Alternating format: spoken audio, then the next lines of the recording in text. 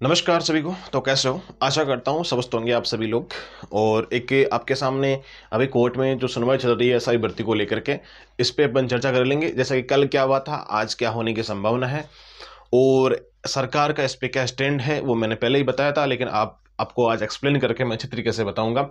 Rajasthan SI में आपको पता है कल जैसे ही मेरे को अपडेट नहीं दे पाए थे किसी कारणवश, तो एक अपडेट, पहली बात तो ये कि आप जितने भी एस्पिरेंट हैं टेलीग्राम ज्वाइन कर सकते हो, जिनको न्यूज वगैरह देखनी हो तो एज योर विश है, वो आपकी चॉइस है। ज्वाइन करना चाहते हो ज्वाइन कर सकते हो। आरएस माइंड जोन के नाम से नीचे कमेंट बॉक्स में लिंक दे रखी है, अन्यथा आप जाके सर्च कर लें टेलीग्राम पे। आपको सारी न्यूज, अगर कभी हम वीडियो नहीं बना पाते हैं, बिजी हो जाते हैं कभी कभार, तो आप जाके वहाँ न्यूज देख सकते हो। बाकी आप ट्विटर पे हमारे स्टाफ वगैरह चलाते हैं सुनील चौधरी के नाम से, तो आप उस पर जाके देख लिया करो कि ये अपडेट यहाँ पे आई है। ठीक है। राजस्थान एसआई में कल आपको पता है कि जो पीड़ित एस्पिरेंट्स थे उनके माध्यम से और अपने हरेंद्र नील जी हैं उनके माध्यम से कल सुनवाई हुई थी। ठीक है। उसमें कुल मिला के बात ही है, अभी कुछ एस्पिरेंट्स का ये दावा है कि क्या आज की सुनवाई जो ढीली रही थी क्या, ना भाई, कोई ढीली विली नहीं रही थी। जो फैक्ट होते हैं हमेशा फैक्ट के आधार पर बात की जाती है। इमोशंस की कोर्ट में कोई जगह नहीं होती है। ठीक है। न्यायालय में कहीं पर भी चाहे आप कानूनी लड़ाई लड़ रहे हैं ना, तो आपको इमोशंस को साइड में रखना होगा और आपको फैक्ट लेके आने पड़ेंगे। कल वही फैक्ट थे। ओके। आरपी सिंह जी के द्वारा और आप जो हरेंद्र नील जी हैं, जो एस्पिरेंट्स चयनित नहीं थे, ठीक है, जिन्होंने एग्जाम्स दी थी, वो उन एस्पिरेंट्स के द्वारा कल सुनवाई, उनमें बहस की गई थी सुनवाई के दौरान। ठीक है। हाँ, अब आज क्या होने वाली है, अब देखो, कोर्ट अपना फैसला रिजर्व भी रख सकता है, एक डेट दे सकता है, या फिर डेट ना दे करके भी क्या हो सकता है, आपके रिजर्व फैसला रखा जा सकता है। उसके बाद भर्ती पे निर्णय सुनाया जा सकता है। लगभग ऑलमोस्ट सभी की सुनवाई हो चुकी है। आज सुनवाई होगी तो मेरिट के बेसिस पे हो सकती है। ठीक है। लगभग 2-3 बजे से होगी, है ना। अभी मैं कल से एक्टिव नहीं, उतना पता नहीं है, लेकिन लगभग हाँ यही बात है कि आपकी जैसे ही अपडेट आएगी आपको टेलीग्राम के माध्यम से अवगत हो जाएगी। अब देखो, इसमें अगर मान लो सरकार स्टैंड ले रही है, अब जो यथावत वाले एस्पिरेंट्स है, चलो ठीक है, उनकी बात मैं मानता हूं, वो अपनी जगह जो सही चयनित हो रखे हैं वो अपनी जगह ठीक है, सही है। मैं उनको कभी गलत नहीं ठहरा रहा हूं। जो सही है वो सही है, जो गलत है वो गलत है। अब इसमें सही और गलत का क्या नहीं हो रहा है, छटनी नहीं हो रही इसमें, तो कैसे आप उनको छटनी करोगे? ये बात भी एक बार एक्सप्लेन कर दो ना। ये तो हो ही पॉसिबल ही नहीं है ना भाई। अब इतने साल हो गए, सभी के बारे में फैक्ट जानना मुमकिन नहीं है, उसमें समय लग सकता है। और समय लग लगा के भी मुझे नहीं लगता कि अब प्रूफ बच सकते हैं। जितने प्रूफ है वो भर्ती को कैंसिल करने के लिए काफी है। भर्ती रद्द होना तय है लगभग, ये मान के चलना। ये इतने सारे फैक्ट देखते हैं ना अपन, उसके आधार पर देखते हैं तो लगता यही है कि भाई भर्ती ऑलमोस्ट, हालांकि सिंगल बेंच ने रद्द कर दी है, डबल बेंच भी इस कगार पे है कि हो सकता है, संभावना है न्यायालय अच्छा ही फैसला करेगा। आपको डरने की कोई आवश्यकता नहीं है। देखो, फैक्ट पे बातें होंगी ना तो डर तो लगेगा, डर सबको लगता है। तो अब जो चयनित एस्पिरेंट्स है उनके द्वारा जो के वकील मान लो आप, या फिर सरकार का स्टैंड मान लो, उनका स्टैंड क्या है? उनका स्टैंड ये है कि भाई भर्ती तो पारदर्शी तरीके से, चलो हुई ना हुई वो बात अलग है, लेकिन पेपर ज्यादा लीक नहीं हुआ। ज्यादा लीक नहीं हुआ इसका मतलब क्या है? ज्यादा लीक नहीं हुआ इसका मतलब क्या? लीक तो हुआ है। ये बात तो आप क्लियर मान रहे हो कि लीक तो हुआ है। 35 दिन पहले, एग्जाम होने से 35 दिन पहले पेपर अगर आउट हो चुका है, तो ये मान लो पेपर प्रिंट ही नहीं हुआ होगा, कच्चा पेपर ही बाहर निकल गया होगा। 35 दिन का मतलब तो यही होता है ना, पेपर लगभग 1-1.5 महीने पहले छप जाता है। भाई बड़ा एग्जामिनर होता है, वो पहले ही बनाता है ना, तो 1-1.5 महीने पहले बनाता है, वो बनते ही निकल गया। तो इससे बड़ा अन्याय क्या होगा एस्पिरेंट्स के साथ में? ये चीज सोचो आप।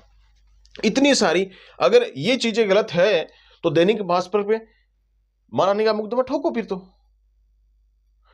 यही तो बात है। सारी न्यूज पड़ी है सामने भाई, कोर्ट के फैक्ट जजमेंट वगैरह आपको पता, टेलीग्राम पे भेज रखे हैं मैंने पहले भी, वो देख लेना आप।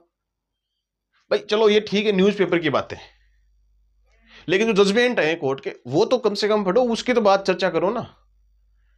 सारे आरपीएससी पूरी भंग होनी चाहिए, आरपीएससी पूरी भंग होनी चाहिए। उन जैसे अभी काम हुए थे ना पहले इंटरव्यू वाले, वो सीन हुए थे, अभी कटार ने बोला था कि सब आपस में बांटते थे, जिसका जो आया वो रख लिया। कटारा का सबसे बड़ा हाथ है इसमें, भर्ती वर्ती कराने में, देख लेना। सच्चाई बोल रहा है, अच्छी बात, सच्चाई बोलते अच्छी बात है, ठीक है। तो ये सारी पेपर लीक की जितनी भी है 2020, 2024, 2024 से चलता आ रहा है, 2 साल से मामला चलता आ रहा है, फिर भी बोलते हो कि भाई ये इसमें इतना ज्यादा लीक नहीं हुआ, लीक तो हुआ है। तो पेपर की पारदर्शिता खत्म हो चुकी थी।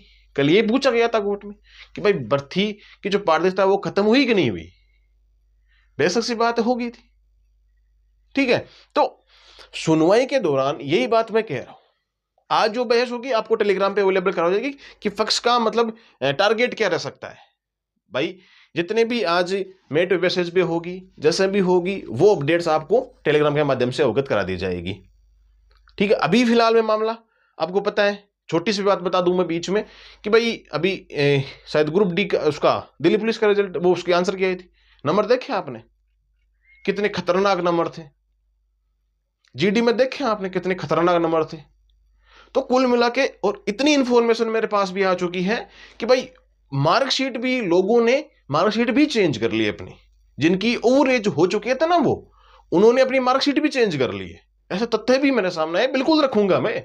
और मैं आपको एक बात और बता दूं कि आपको जहां लगता है ना कि इसकी एज इतनी थी, इतनी हो गई, मार्कशीट इसने बना ली, कैसा भी कर लिया, कोई भी इलीगल कार्य किया इसने, तो बिल्कुल आप एसआईटी को सूचना दो।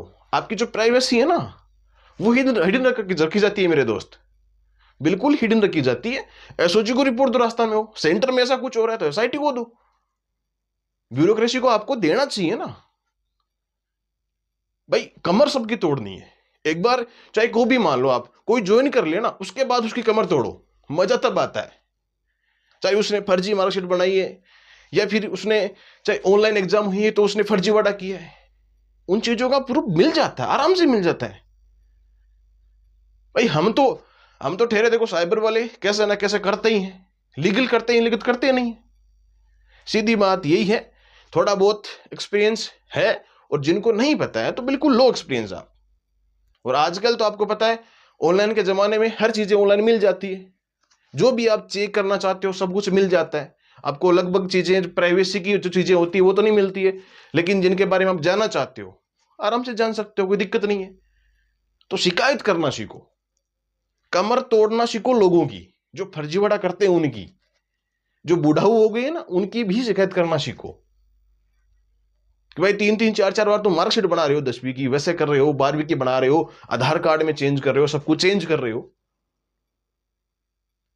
हमको तो पता है, वही बात है, शिकायत करते भी है ना, और इंक्वायरी भी बैठती है फिर,